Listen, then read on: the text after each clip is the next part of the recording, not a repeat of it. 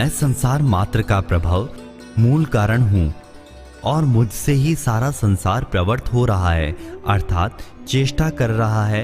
ऐसा मानकर मुझ में ही श्रद्धा प्रेम रखते हुए बुद्धिमान भक्त मेरा ही भजन करते हैं, सब प्रकार से मेरे ही शरण होते हैं। देखने, सुनने, समझने में जो कुछ आ रहा है वो सब की सब कृष्ण की विभूति है। संसार में उत्पत्ति, स्थिति, प्रलय, पालन, संरक्षण आदि जितनी भी चेष्टाएं होती हैं वे सब मेरे से ही होती हैं। मूल में उनको सत्ता, स्फूर्ति आदि जो कुछ भी मिलता है वो सब कुछ मेरे से ही मिलता है, ऐसा कृष्ण कहते हैं।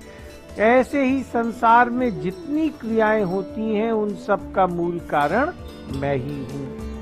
कहने का तात्पर्य है कि साधक की दृष्टि प्राणी मात्र के भाव, आचरण, क्रिया आदि की तरफ न जाकर उन सब के मूल में स्थित भगवान की तरफ ही जाना चाहिए। लोग रुपयों को इसलिए महत्व देते हैं कि उनसे वस्तुएं मिल सकती हैं। रुपयों से वस्तुएं मिलती हैं पर पैदा नहीं होती।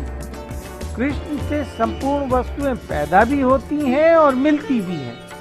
इसलिए जो कृष्ण के महत्व को जान लेते हैं वे तुच्छ रुपयों के लोभ में ना फंसकर भगवान के भजन में ही लग जाते हैं।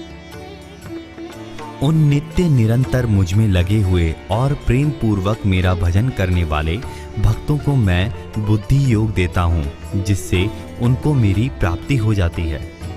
भक्त तो सिर्फ कृष्ण से प्रेम चाहते हैं, उनकी सेवा करना चाहते हैं, उनकी खुशी चाहते हैं।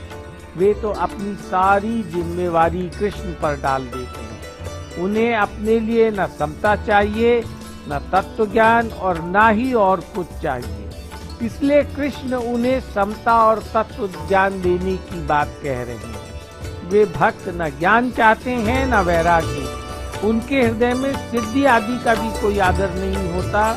उनका किसी भी वस्तु, व्यक्ति आदि से कोई संबंध नहीं रहता। उनका भजन भक्ति यही है कि हर दम भगवान में लगे रहें। कृष्ण के प्रेम में इतने मस्त रहते हैं कि उनके हृदय में स्वप्न में भी कृष्ण के सिवाय अन्य किसी की इच्छा जागृत ही नहीं होती।